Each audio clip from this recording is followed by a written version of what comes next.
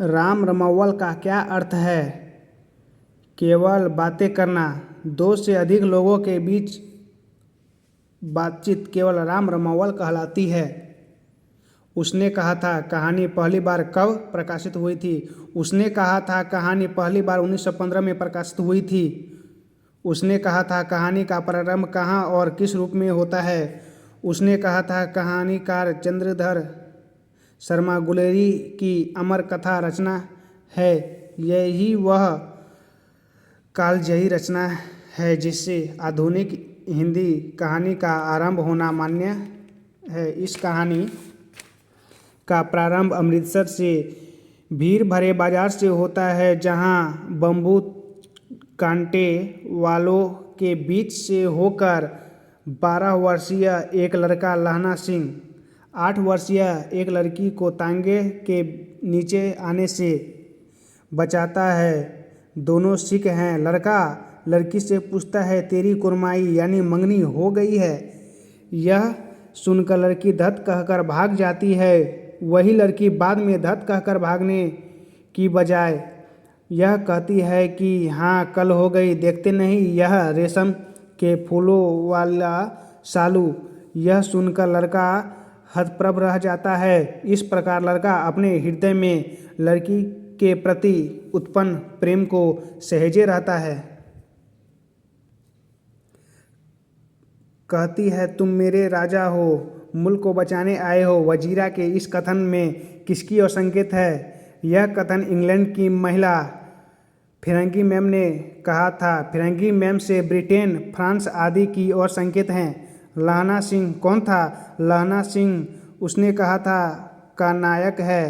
लहना सिंह जर्मनी की लड़ाई में लड़ने जाने वाले नंबर 77 सिख राइफल्स में जमादार है। सूबेदार और उसका लड़का लड़ाई में क्यों गए? सूबेदार और उसका लड़का जर्मन सैनिकों के विरुद्ध लड़ने गए थे। जयप्रकाश नारायण की पत्नी का क्या नाम था? वह किसकी पुत्री थी? जयप्रकाश नारायण की पत्नी का नाम प्रभावती देवी था। वे प्रसिद्ध गांधीवादी ब्रजकिशोर प्रसाद की पुत्री थी। दलविहीन लोकतंत्र और साम्यवाद में कैसा संबंध है?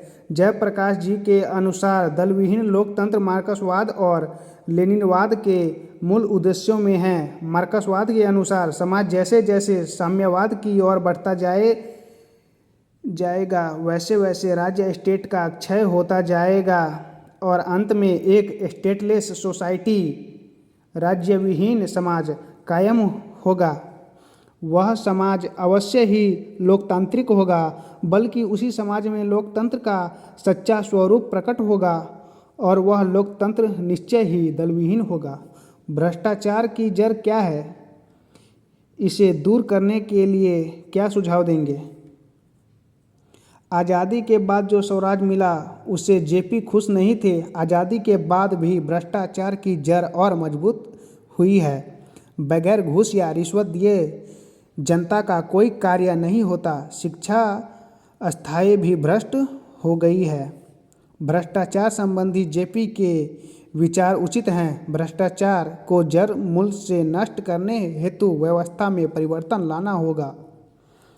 किरानी राज खत्म करना होगा। नौकरशाही को जड़ मूल से नष्ट करना होगा। आज के नौकरशाह अभी भी अपने को जनता का सेवक नहीं समझते। वे अपने को सरकारी कर्मचारी मानते हैं।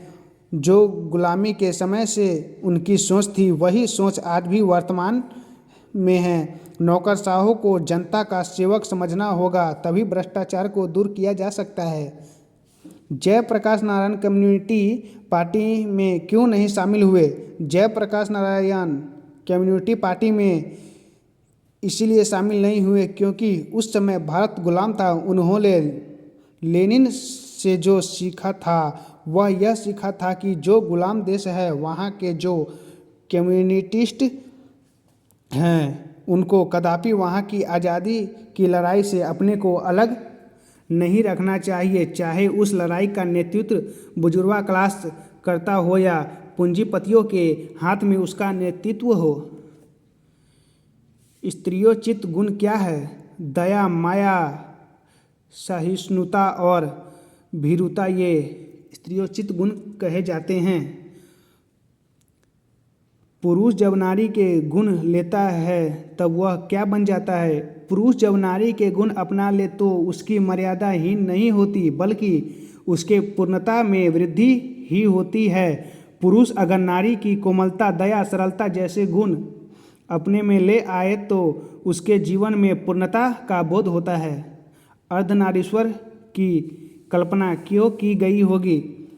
अर्धनारीश्वर शंकर और पार्वती का काल्पनिक रूप है जिसका आधा अंग पुरुष का और आधा अंग नारी का होता है। एक ही मूर्ति की दो आंखें, एक रहस्यमयी और दूसरी विकराल, एक ही मूर्ति की दो भुजाएं, एक त्रिशूल उठाए और दूसरी की पहुंची पर चूड़ियाँ, एवं एक ही मूर्ति के दो पांव, एक जरीदार साड़ी से आवृत और दूसरा बागंबर से ढका हुआ।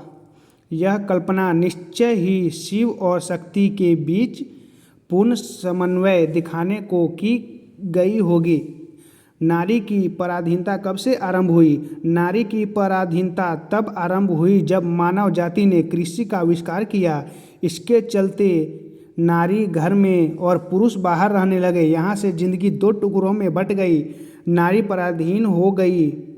इस पराधीनता ने नर नारी से वह सहज दृष्टि भी छीन ली जो नर मादा पक्षियों में थी। इस पराधीनता के कारण नारी के सामने अस्तित्व का संकट आ गया।